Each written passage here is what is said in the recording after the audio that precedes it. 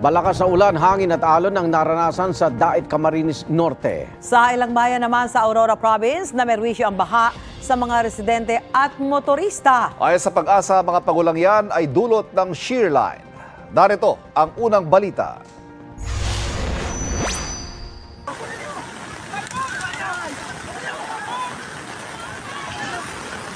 Tulong-tulong ang mga mangingisda para hindi tuluyang maanod ng baha ang isang bangka sa Dilasag, Aurora. Ang dalawa pang bangka hindi na nila naisalba. Itinaas na rin nila ang mga natitirang bangka para hindi maanod. Ang ilang kalsada naman lubog sa baha. Pahirap pang lumusong ang ilang residente na may kargang pambata. Ang isang truck na paatras dahil sa taas ng tubig.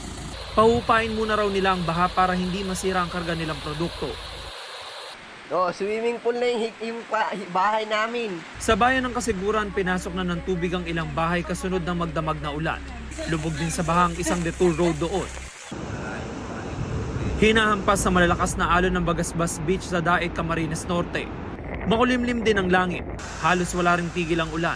Ayon sa Pag-asa, shear line na resulta ng pagsasalubong ng malamig at mainit na hangin ang nagpapaulan sa Aurora at Camarines Norte. Ito ang unang balita. James Agustin para sa GMA Integrated News. Mga kapuso, para laging una sa mga balita, bisitahin at mag-subscribe sa GMA Integrated News sa YouTube. Sa mga kapuso abroad, samahan niyo kami sa GMA Pinoy TV at sa www.gmanews.tv.